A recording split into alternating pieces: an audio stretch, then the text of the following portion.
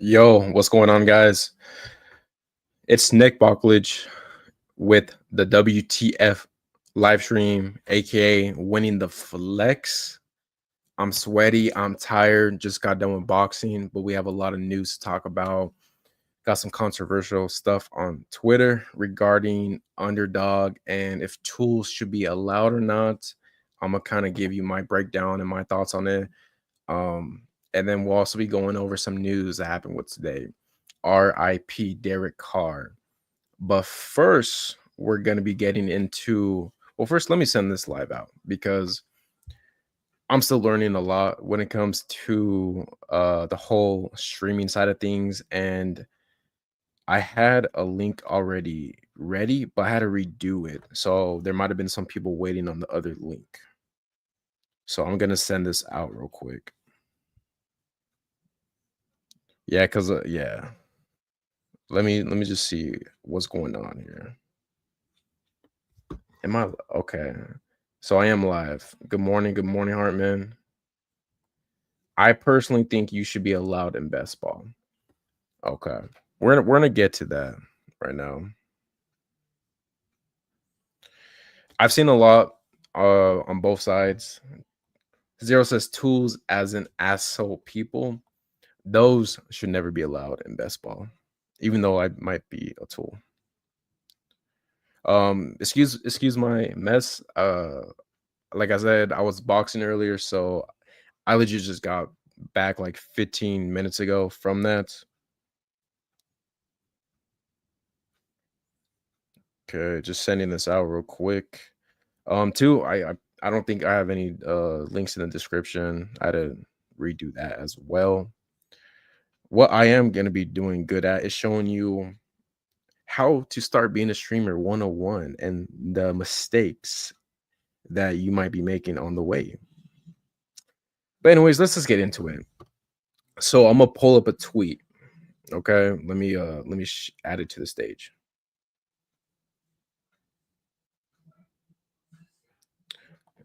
Yo, what's good, Adam?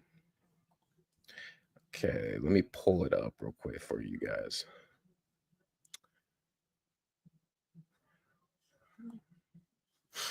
All right, so for this, I'm gonna make it a little bigger.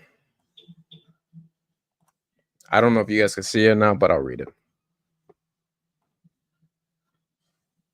Oh, okay, I know what I'm doing. All right, so if you guys don't know, ETR, Establish a Run, very respected brand. A lot of people use their rankings, they're big in the space. They just dropped a tool where it helps assist you drafting, right? And there's a lot of pushback on it for a couple reasons. So first, the tool basically, if you're in a draft and you're using it, it gives you like your exposures. It tells you the stacks that you have or potentially could have for quarterback, and then it suggests to you the best player based on their ranking, I believe on your ranking, on ADP value, on the team fit, right? Like if you have, let's say you start 3 RBs, I think it would recommend a receiver at that point more than an RB.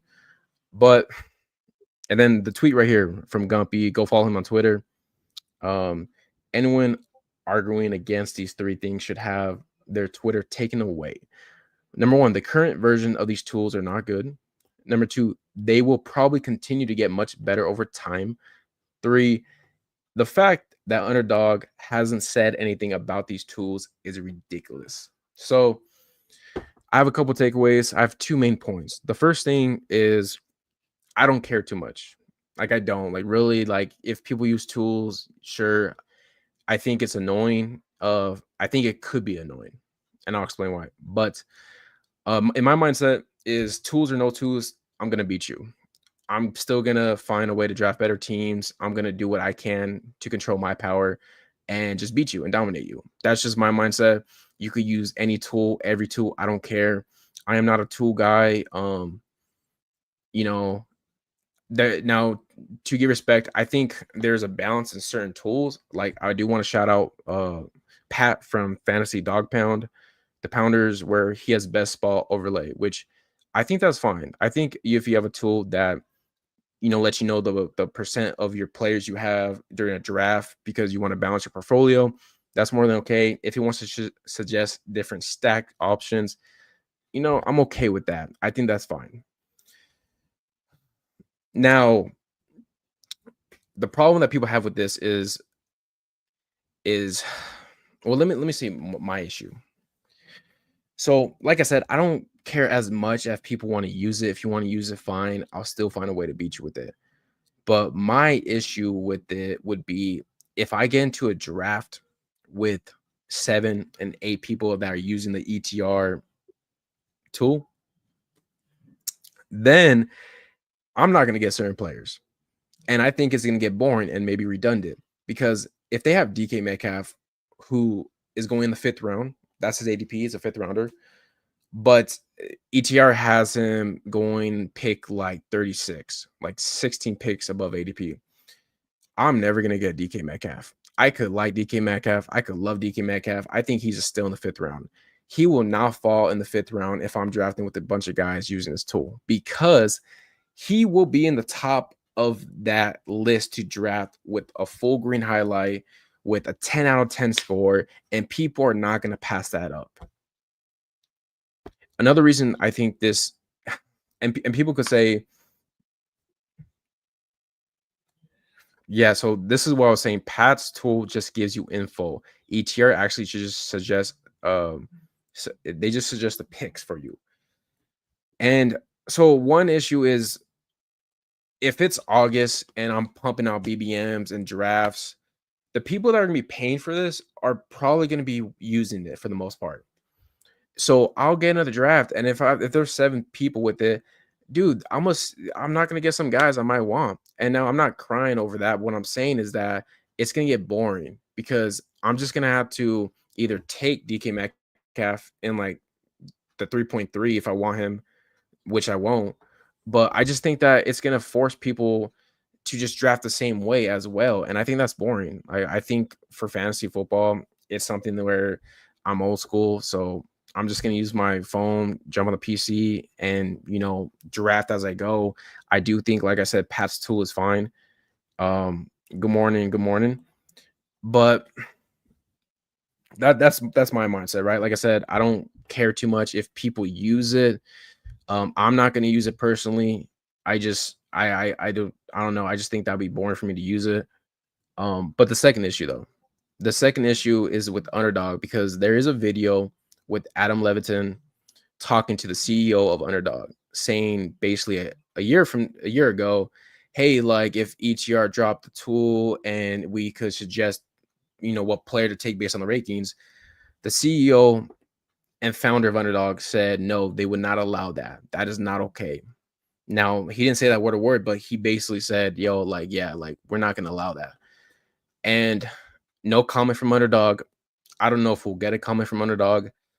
I think the main thing is people are kind of like, well, why were you against it a year from now? But now, ETR dropped this.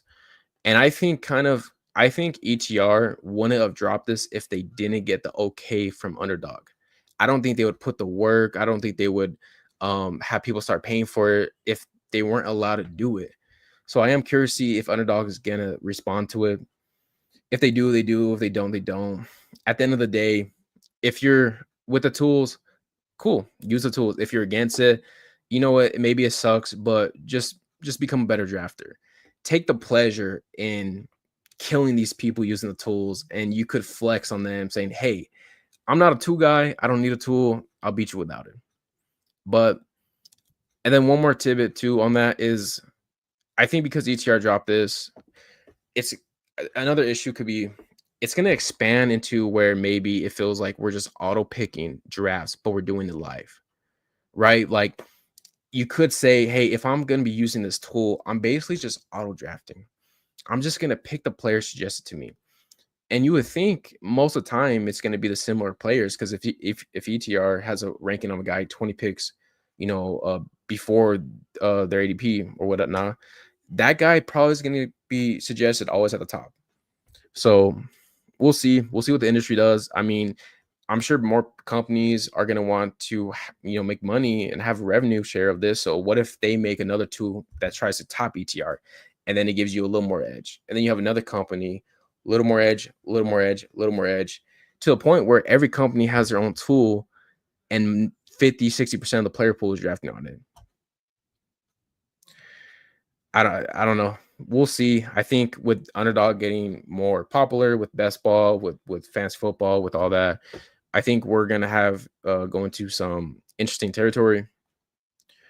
I think Underdog will allow tools as long as they can't actually make the picks for you. Legs Up tool does a pretty similar thing to ECR that came out last year.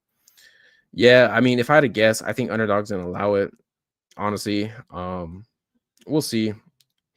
But that's pretty much it for the tool things. I mean, if you want more information, you could go on Twitter for that because a lot of people are in flames about to. But besides that, we are doing a BBM actually today. I haven't done a BBM in a while. I've been killing these puppies. Okay, let me remove this 1 second. Dude, it is hot right now.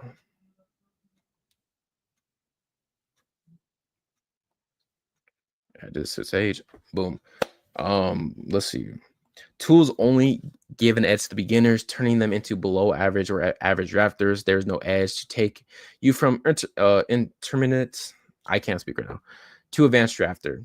Yeah, I don't think you could become a pro drafter from this. I think it's basically just gonna be, hey, you know what? It's just basically I'm just gonna pick whatever ETR wants me to pick. And there's so much more to that too, man. Like tool, like cool, yeah, you get better, but like at the same time, I think it just takes the fun out of the game. I think I'd rather just be on the clock myself and do it. But that at the end of the day, that is just me. And I will show you exactly what I mean because we are doing a BBM draft right now. If you want to hop in and draft against me, come and join. We're gonna be doing a 20-second. This is my 4th BBM. I've done so we need 3 more people. So if you want to come draft, come draft. I'm sweating right now. I've done like 60 puppies, I think 60 or 70, and I've done this is my 4th BBM.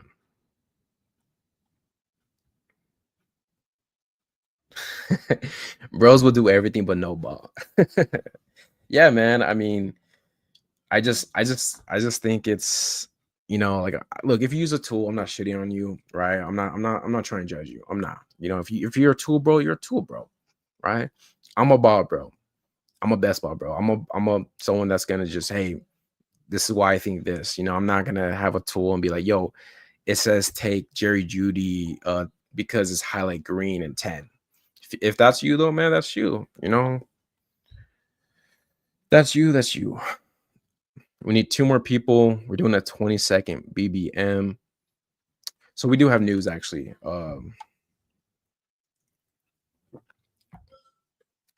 The news is Derek Carr is out for the year.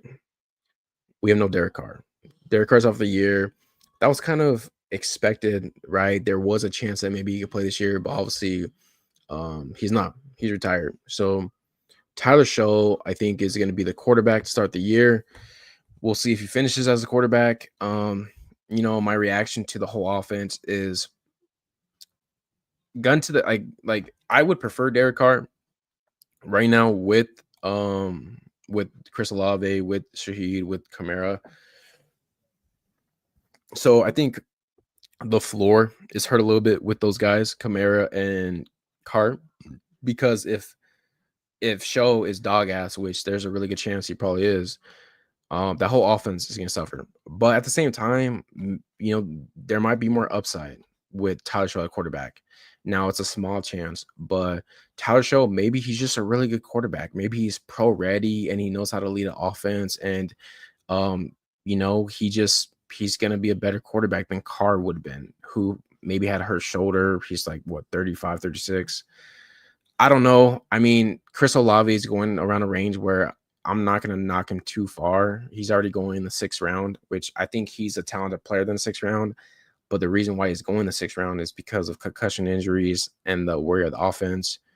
Alvin Kamara, I still think he's a fine click there because you're betting on just him being a workhorse. And we've seen, regardless of the quarterback, he's going to get like 20 touches at least. The video ETR did showing it off wasn't very impressive either. Yeah, I didn't think it was a great tool either. Like, it's cool. Like, I think someone said, like, it's for beginners, just for someone that just wants to hop into best ball. They don't really know what to do, right? They're new to underdog, and it's like, hey, cool, like, I want to win some money, right? They look at the $2 million for Best Ball Mania. They're like, yo, like, if I get this tool and I'm gonna do a lot of drafts, like, you know what? Screw it. All right, so we have the number ninth overall pick. Um, Here I usually go Neighbors or Amari St. Brown. I've been feeling Neighbors a little more. I think Amari St. Brown is a little undervalued because if you look at what he's done the last few years, like, he just gives you solid production. Like, he's like the last 3 years over 100 reception, touchdowns. People do say he's not a touchdown guy, but the last 2 years over 10, and he's going to be leading that offense. And I think because Ben Johnson isn't there, he's down maybe one or two spots in ADP. So I like to gauge Amari St. Brown. Look, Neighbors though, like, I'm in on Neighbors this year. I think with the quarterback situation, I think Dart could be a good quarterback, and I think that offense could be better than expected. And Neighbors is someone that we saw how good he is last year. Like, this guy could win everywhere on the field. He could take a 80, 90-yard touchdown to the house, and he's just an alpha.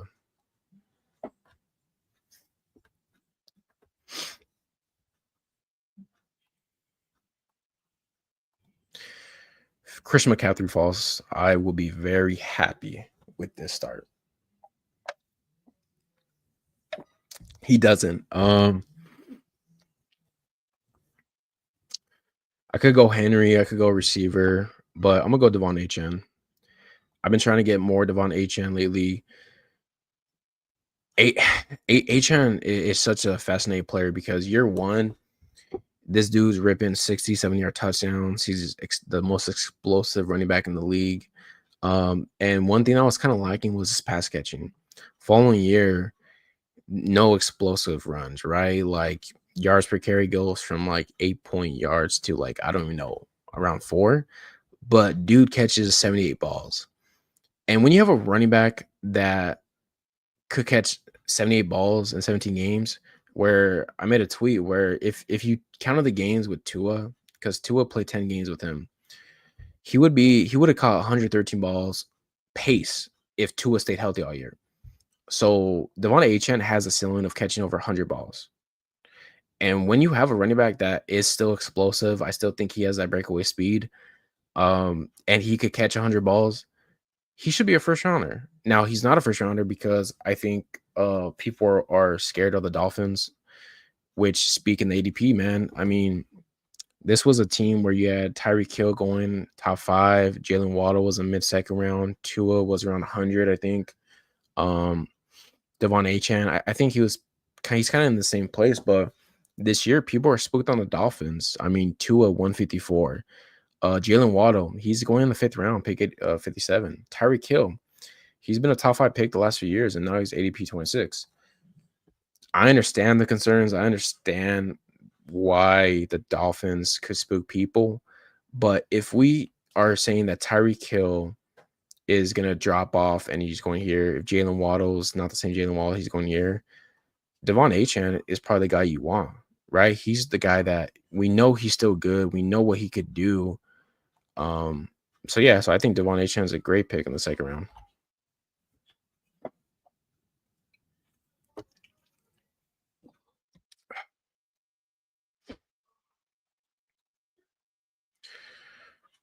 I do see Dirty P. What's up, man? He's a pounder. He's in the best watch street sometimes. All right, so we're back on the clock. We have a Neighbors HN build.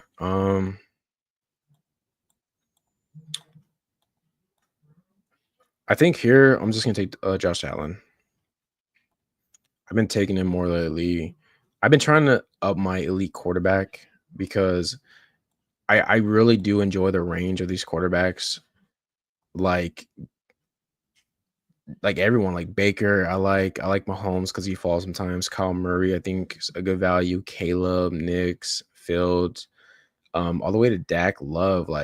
But I do think that these elite quarterbacks compared to some of these players are just really safer bets. And I like stopping at two quarterbacks as well. It gives me that flexibility. Two out of the four will smash. It's just getting the right ones. I think that's probably the right idea, man. I think as long as Tua stays healthy, you're gonna have some Dolphins smashing. Yeah, I mean you could, and that's what I'm saying is like you don't need to be in on all the Dolphins. You could kind of pick and choose. I think Johnu where he goes is a good price, right? If you want to say, hey, Tyreek Hill's Cook, Waddles, whatever, then just take Johnu.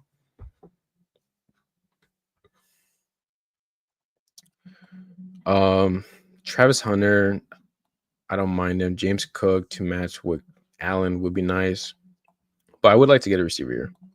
We're gonna go Travis Hunter.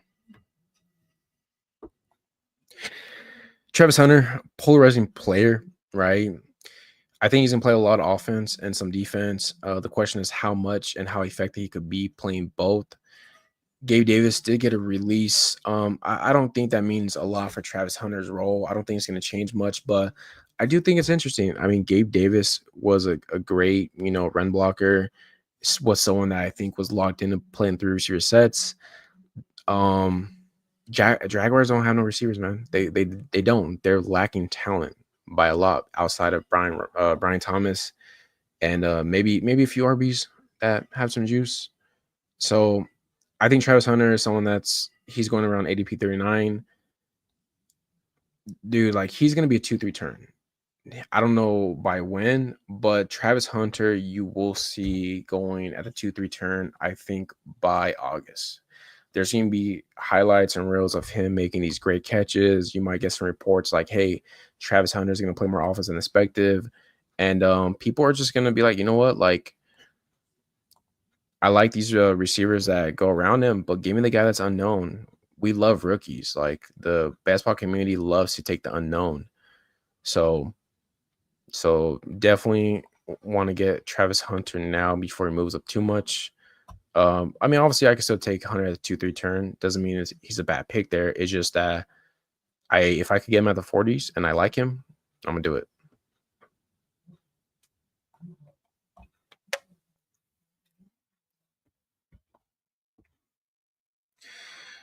0x. Do I think he's a league winner?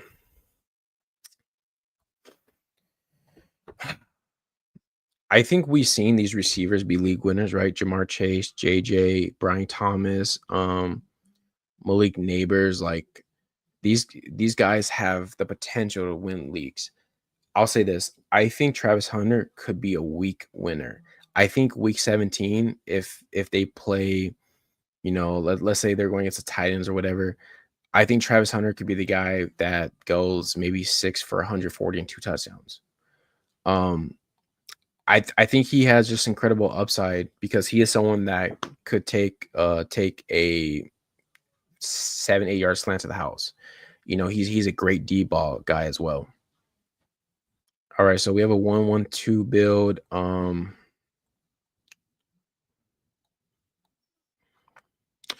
not on Harvey right now. We'll go Addison. I like Addison's weekly upside. I think he is a really good receiver, and the medium for him is not great, but he has 30-point upside, right? We've seen it before. RJ Harvey, I haven't gotten in on yet, man. I think he could be a great pick, but I feel like this is I don't want to say it's stealing, but I don't feel comfortable clicking him just yet. I said weekly winners. Yeah, yeah, man. I think he would be a good weekly winners, right? Like, let's say you do a Brian Thomas, Travis Hunter, um, Travis Hunter build, get T-Law on there, maybe throw in two in MVS as play. Are you talking about Travis Hunter or Addison? All right, so we're on the clock.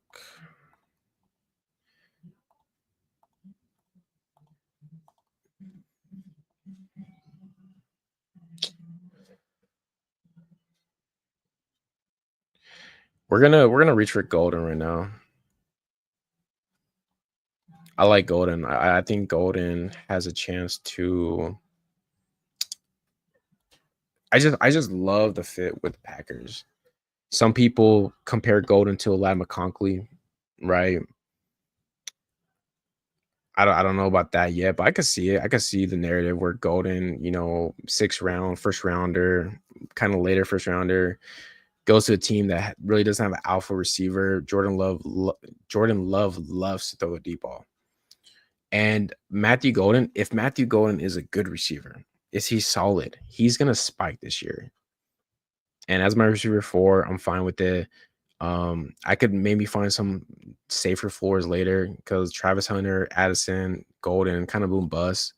But I'm fine with that, man. It's all about how you structure teams, and you have 18 rounds to do it. So Matthew Golden, reach. I also do like kind of pairing Golden and Reed together as well, and then going to late Love.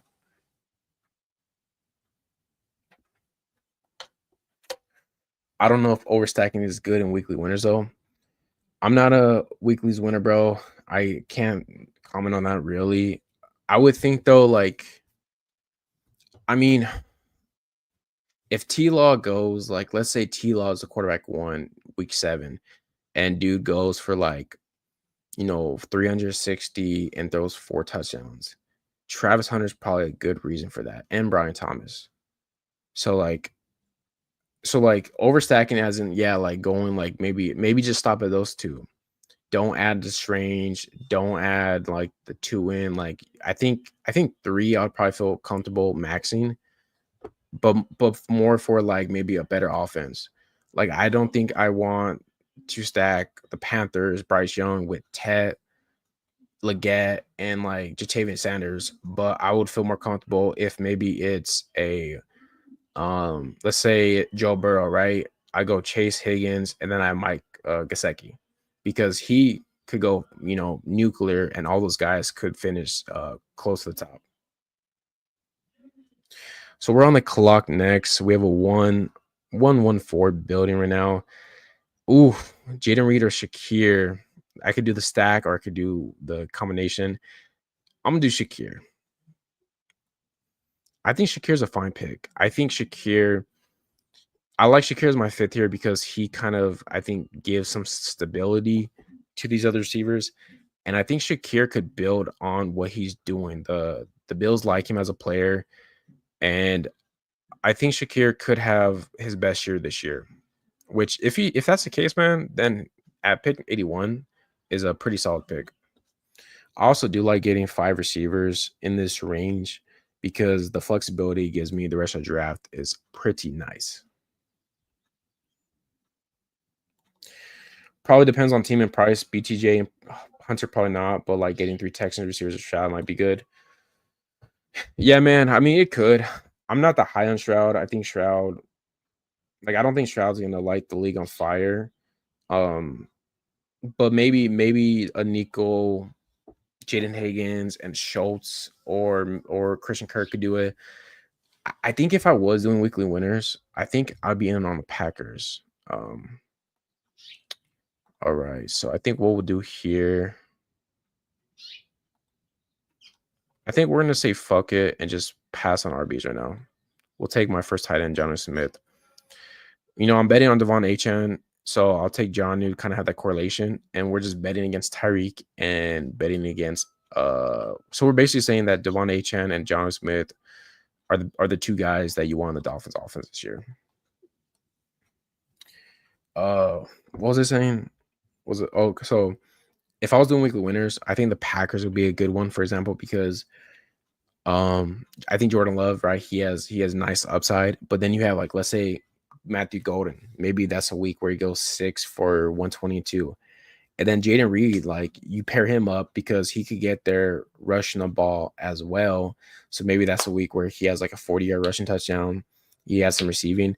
And then like add a Tucker Craft, right? Or maybe the Romeo Dobbs. That's his 2 touchdown game as well.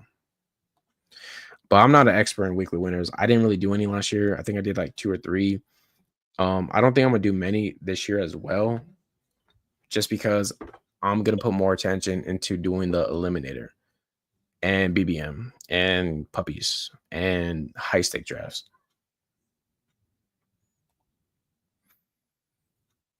Yeah, Packers is a fun team to stack and draft. I'm maxing bro weekly is fun as fuck.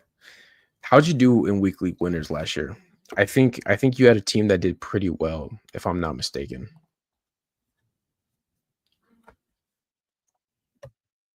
All my team, I think I had like 3 teams, and like I would always check, like hoping that I hit the nuts.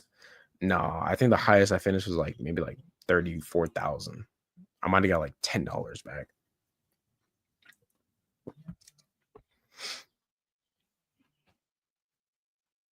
And also, if anyone in the chat, let me know. Are you guys what's your guys' favorite contest? Is it weekly winners, the eliminator? Is it BBM? Personally, I also like kind of like the mid-range high stakes, like the Chow Chow. The Chow Chow for $50. I like the format in that. I think the prizes are solid as well. All right, so we're on the clock. Um, we're gonna go. We'll go a little Tyrone Tracy for our second RB. Tyrone Tracy, Cam Scattaboo is gonna be a fun competition this summer. I am Cam Scattaboo over Tyrone straight up, but I do like what Tracy showed last year, and we are making a bet with Malik Neighbors for the Giants, so I like that pairing as well. And Tracy, he still has breakaway speed. He could still get there. Maybe he's getting 7-8 carries a game, but he could still get there. 7 for 70, a touchdown, and then add 3-4 receptions. Zero says, I had a team tie for ninth place, so 300% of my investment for the year. Good shit, bro. Like, that's nice. Like, the fact that you could get top place and weekly winners, that has to feel good. All right, I'm on the clock. Whew, you know what? I might do it, guys. I don't. Fuck, I'm sure. Okay, we're gonna do Jack Charbonnet. Yeah, yeah. Because I was thinking about doing Keenan Coleman, which I think is a fine pick here with Josh Allen, but I think Joshua Palmer at a discount is fine. And then I like Zach Charbonnet a lot. I think there's a chance that Kenneth Walker could get traded. There's been reports about it. And Zach Charbonnet is like Kenneth Walker, like he's proven that he gets hurt every year. And Zach Charbonnet, I think he fits that offense pretty good. All right, so Harmon says probably maxing the eliminator and those time box mid range contests like $20, $100. Hey, same here, man. Like the Dalmatians, I think are great. Um, 2 years ago, I did pretty good. I got a team, although I was 1 week away from the finals. That was the week where that was a year that I think George Pickens, week 15, had like that 40-point game. And then Mark Cooper the next week had like a 40-point game. I had both of those players, but the second week, everything else just kind of died for me, unfortunately. It was a very above average team too, nothing special. That's why I recommend Max Bro. Yeah, yeah. I mean, all you gotta do is kind of just get there with some guys, right? Like last year, Tajay Spears, right? Tajay Spears, if you drafted him and you had a decent week from the rest of your team, he was the guy you might have needed, right? Like got you like 27 points. I think it was week 16.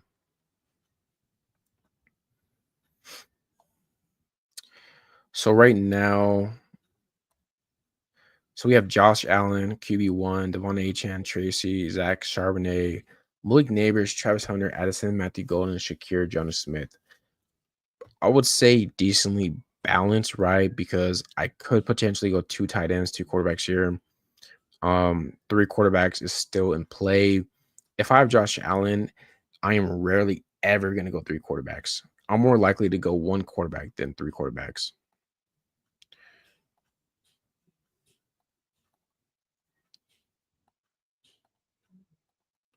Just queuing some guys that I like.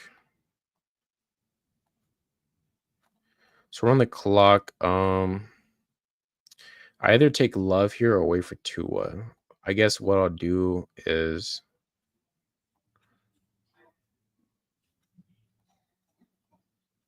mm, we're gonna take Don Kincaid. We're gonna take Don Kincaid, stack with Josh Allen, and if I want to be, I could be down at tight end. I think Jordan Love does go. I think the reason why is I'm gonna wait for Tua to fall next round. I think there's a decent chance he could fall. If he gets picked, we also could take Jackson Dart as just a flyer, saying that he'll start by like week 4, week 5, and be the bye week replacement for Josh Allen. Creo.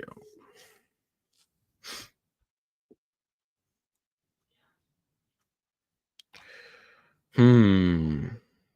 RBs do start to dry up. If I don't take RB now, I think it's gonna start to dry up. Christian Kirk's a nice floor play.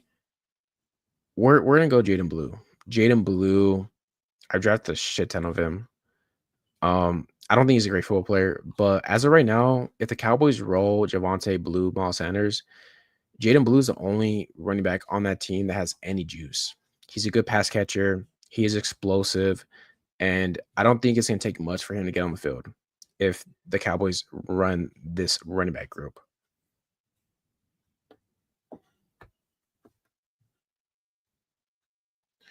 Yeah, Tajia was very nice. In some weeks, you needed that one guy that scored 40 plus, like Shaquan, and the rest of your team just needed 12, 18 points.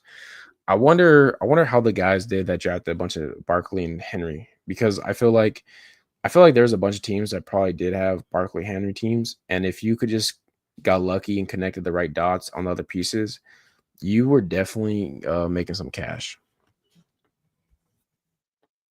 Like if you were like, let's just say in the first round you took I don't even know who, like let's say you took a Marseille Brown or JJ, and then Barkley fell to you, and then you take Derrick Henry.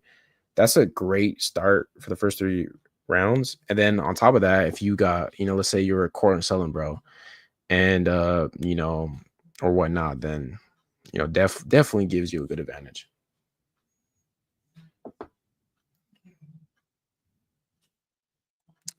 Jaden Blue is tough because the situation is great, but wasn't a fan of him pre-draft. Yeah, man, that's the tough part, is because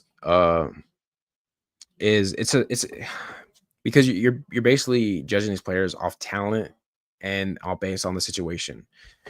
Jaden Blue, I don't think he's a great talented RB, but the situation is great. And for RBs, talent doesn't mean as much as it does for the receivers. Okay, okay, guys. Did Tua come back? We're gonna take Tua here, guys. We're gonna take Tua and stop here. We have Devon Achan, we have Jonas Smith. Um, Tua, I think I think Tua does offer some upside as well. Like we've seen, he has those where he's a quarterback 1, 2, or 3. And I like that. Now, obviously, he will probably miss 4, 5, 6 games, and I can't count on him in December because for some reason, when it gets cold, Tua Tagovailoa is ass. So 2, 4, 5, 2. We were very well balanced. With the next pick,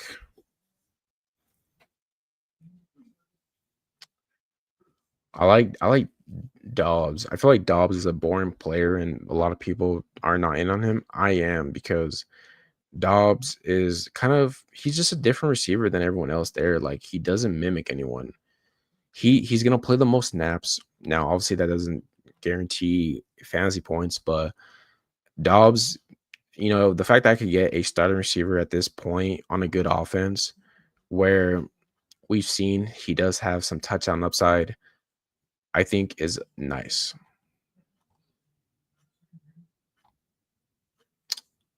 Okay, yeah. So we will be taking Romeo Dobbs, and also it's a correlation, right? We're betting on the Packers. Um, so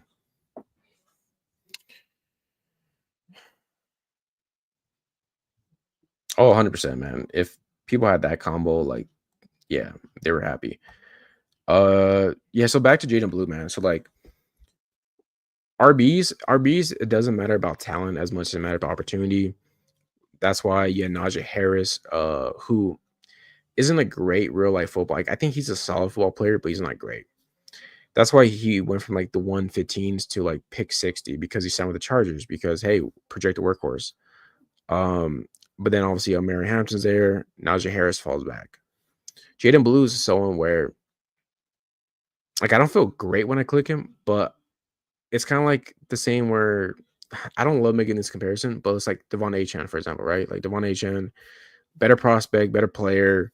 He was going later than this too, but like he was just different in that offense. Like he was just someone that brought something different, right? Raheem Mostert obviously had a great year too, but like he didn't like he wasn't a proven player. Like he had some decent years with San Francisco. Jeff Wilson, like he had some decent years. And that time, they were a great offense. And if you had parts of that Dolphins, you were happy. I think the Cowboys are going to be a great offense. I think that Dak's going to have a bounce back year. I think George Pickens there makes that team more efficient. And I want running backs on that team, man. If it's Javante, I'll draft Javante. If it's Jaden Blue, I'll draft Jaden Blue. I think drafting Miles Sanders in the 18th round is viable if you want to. Now, obviously, I do think there's a chance that maybe Travis Etienne gets traded to the Cowboys. Maybe the Seahawks say fuck it, let's trade Kenneth Walker to the Cowboys. I think J.K. Dobbins could sign there. I think Nick Chubb could sign there. So no one's safe right now. But Jaden Blue is someone that in the pick 130 range, I'll mix in just because you're just betting that he's the only guy with juice and he'll have a chance to prove himself. Najee is elite in real life running back, not elite fantasy RB. That's a problem. I mean, I'm not gonna say he's elite because like dude only averages like 4 yards per carry, but he's solid though. Like he's someone that he could catch the ball. He has a tough runs. Who am I going here? We can do Demario RB. We'll go Demario Douglas. I think he has a solid floor, and I think people are overlooking him. Yeah, like Najee, like I think he's a fine RB in the NFL. I think coaches like his type of RB where he's sturdy, he's safe, he's gonna play the games, he'll block, he'll catch, like I said, catch passes, whatnot. But I don't think he's elite. 2-4-7-2 build here. We have 7 receivers. The receiver room, I think, is a good balance of boom bust and consistency. Right? Like we started off like Neighbors, Hunter, Addison, Golden. Like these guys could have blow weeks, but also they might be a little more volatile. And then I think Shakir, Dobbs, and Douglas kind of bring a nice floor. So I like this receiver room. Quarterback, I feel good about. Tight end, I feel good about. RBs, we're definitely gonna need to take some RBs.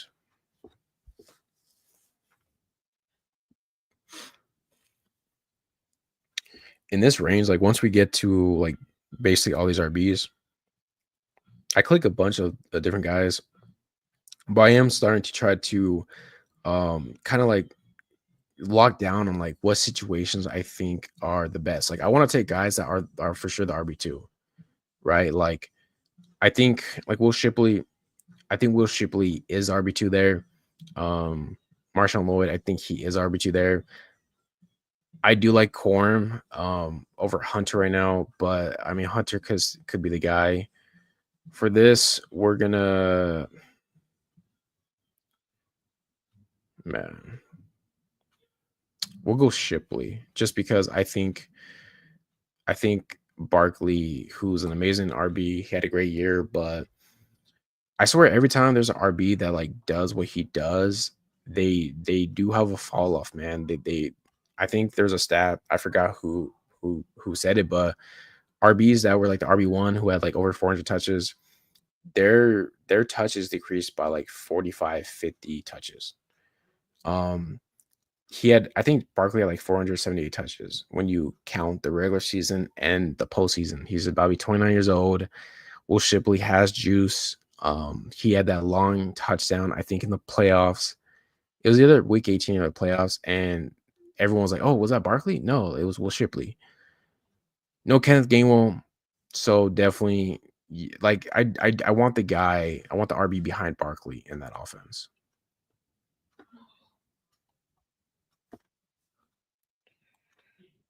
Take Phil Mafia to lock up both Cowboys rookies.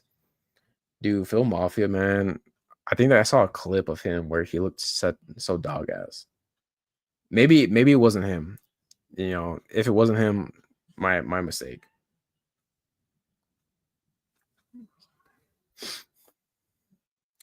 Lloyd is RB3, bro, at best. Wilson Sally.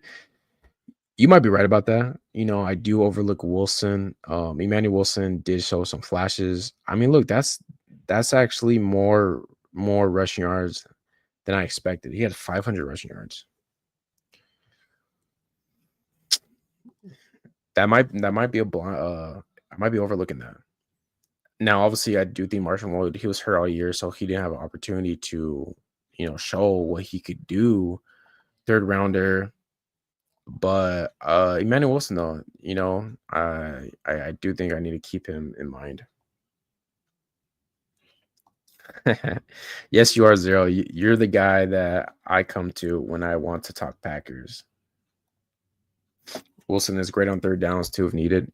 No, yeah, Emmanuel Wilson. I remember in my main league, I picked him up because I was like, "Yo, this guy's getting some touches." And if Josh Jacobs gets hurt, Emmanuel Wilson's going to be the number one waiver priority. All right. What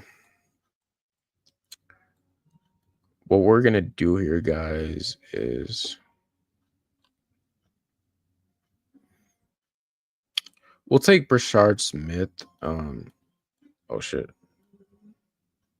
almost auto that. We'll take Brashard Smith, man. I mean, I like Pacheco. I think he's a value, but Brashard Smith, kind of like the blue bet, like he brings this electric, twitchy, talent to the offense. He's a seventh rounder, so I mean, obviously, not great chances he's going to be an impact this year, but he's a fun, interesting player, man. And a couple years ago, Pacheco, seventh rounder, became what he became. So Brashard Smith, he's on the right step. He's in the right direction.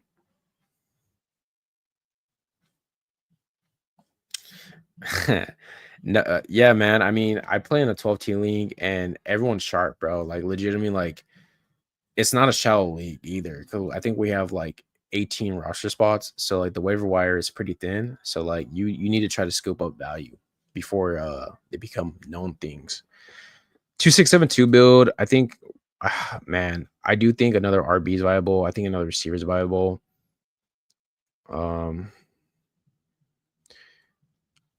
I think what we're gonna do, because we kind of waited on RB.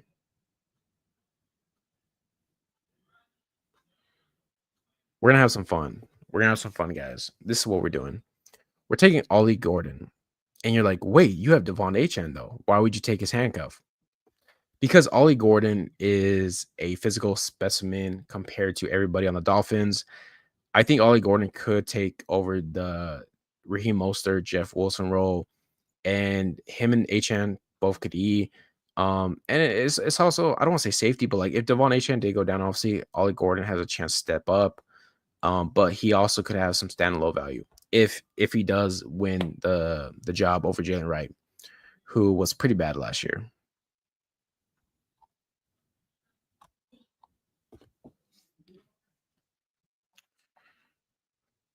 Cool. I forgot Dirty P is in this lobby with me. I'm gonna check his team out after. Yeah, I was thinking about another tight end. I think I'm just gonna make the bet that Johnny Smith is kind of what he did last year, and then Don Kincaid takes a step up. Like obviously, like I don't love going 7 RBs, but I think with this build, I think it was the right pick. Yeah, exactly, man. Like Ollie could be the goal line back. Like we can have reports where Ollie Gordon is the number 2 when he's getting first team reps, and the Dolphins like him. What the fuck?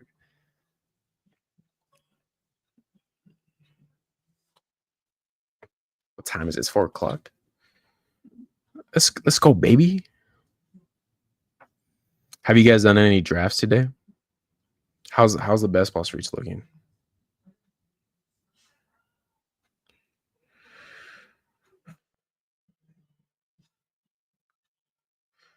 All right. Let's go to completed. I've done 86 drafts this year. What the fuck, man? That's wild.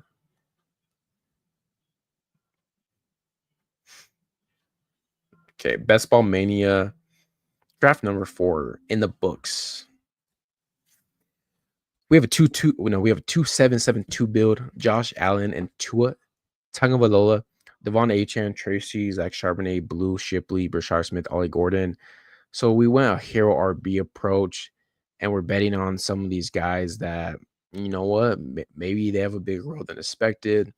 Jaden Blue, maybe he could be the starter for the Cowboys or at least, mix in. And then just 3 guys that we like later for kind of insurance purposes. Receivers Malik, Hunter, Addison, Golden, Shakir, Dobbs, and Douglas. I like this group a lot.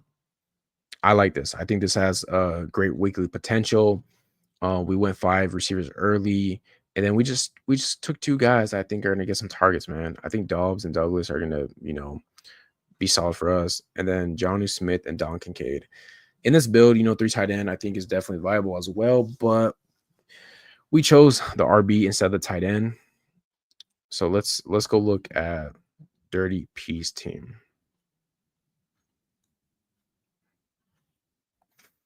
Dirty P has a 2-6-7-3 build. Hurts and May. I love that. Dude, this is a great combo, I think, right? Like you got rushing upside, you got high weekly upside. I think May's gonna take another step forward this year. So great start.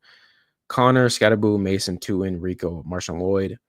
Um, you know, a little fragile, but like I do like the guy. Like Connor, we're gonna presume he's a workhorse until he gets hurt. And then I think Scatterboo, Mason, Tuin, ROC 3 guys that could have decent roles. Then you just take 2 guys kind of for assurance. Lamb, AJ Brown, that's a fun start. Terry, Devontae, Diggs, Slayton, and Matt Collins. Receiver room's really good too, man. I love that you got the double stack, right? Hurts fell to you. You have the correlation with Lamb, maybe week 17. The Cowboys play the Eagles. Stephon Diggs, you got Stephon Diggs and Hunter Henry stacked with Drake May. That's nice. Goddard, Strange, Henry, solid trio tight end. So good draft, Dirty P. Whew.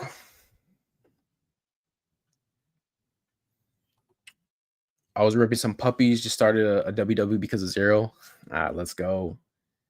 I'm doing mostly slows though. Yeah, I think so. I maxed out the Schnauzer slows. I did like 15 of them. So that's the only slows I'm doing now. I'll probably jump into some BBM slows soon after the schedule gets released. And then puppies, I might do some slows too.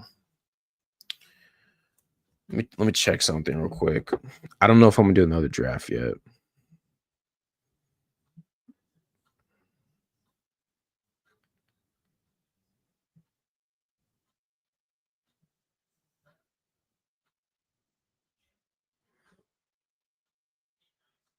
I have a uh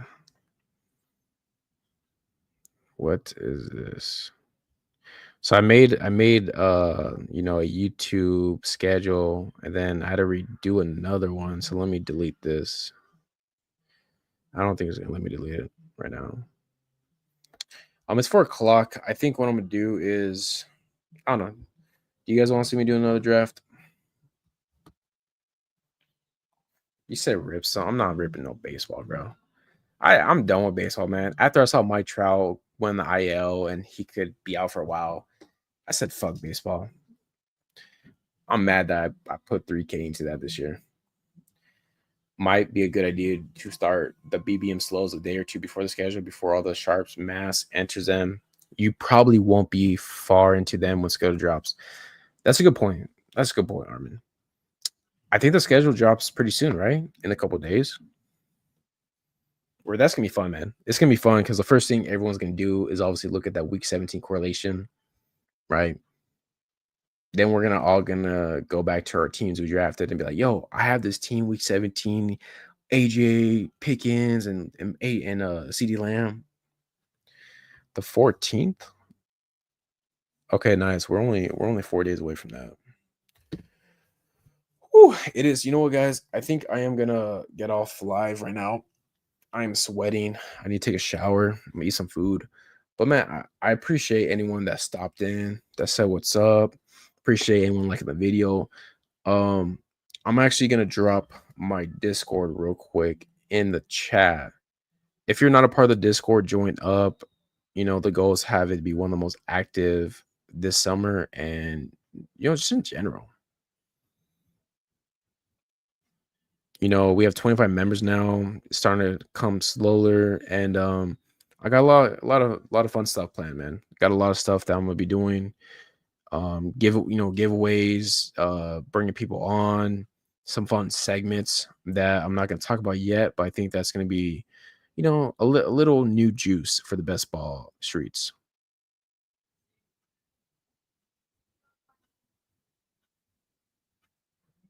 And also, if you guys are, wait, am I live still? Hold up. Sorry, I'm trying to on my YouTube. It's because I'm checking my phone right now, trying to drop the Discord link, but it's being a pain right now. Okay, there we go. All right, so I'm dropping the Discord in the chat right now. Yeah, and if you're not, pop in. Follow me on Twitter. You know, being more active there lately.